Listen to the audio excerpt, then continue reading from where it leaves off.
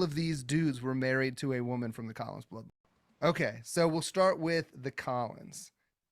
It's crazy because the Collins they're steeped in black magic, right? And their women actually seem to be in either high occult positions or married to influential figures.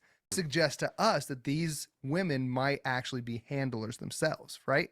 Well, let's say powerful men like Abraham Lincoln, Randolph Churchill, which is the son of Winston Churchill, and W.A. Harriman, who co-founded the oldest and one of the largest private investment banks in the United States, Brown Brothers Harriman Company. Of which the Bush Senior, Prescott and Bush number 41 were both in that company. All of these dudes were married to a woman from the Collins bloodline. And they were skull and bones. There was also a Collins who was the queen mother of the Mothers of Darkness. Have you ever heard that, Treble? The Mothers of Darkness?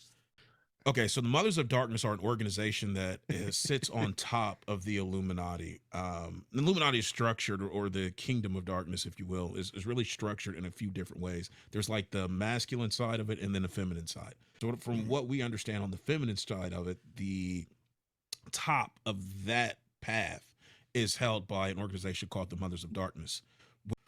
And what they are is they're put in charge over 4 quadrants of the planet.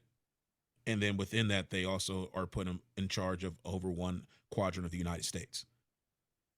And they rule through direct communication with Lucifer that they have to do every night through a blood right sacrifice. So they sacrifice an infant, typically a boy, drain the blood, and then through that actually communicate, and they get their marching orders. And then what they do is they disseminate those orders down to a position called the Rising Phoenix. Bessie Zaboda was being groomed and developed to actually be the queen mother of the Mothers of Darkness. And she defected. One of the things she stated was that the prior Rising Phoenix was a position held by George Soros, but is now currently held by Barack Obama.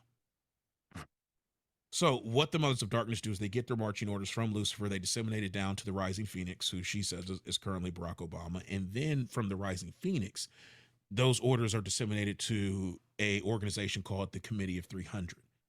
And the Committee of 300 is a governing council that sits over like 6,000 specifically placed individuals, which are in charge of various corporations, think tanks, nonprofit organizations, institutions of higher learning, what have you. These are really the ruling people in society that many of us would look at without understanding what sits above them.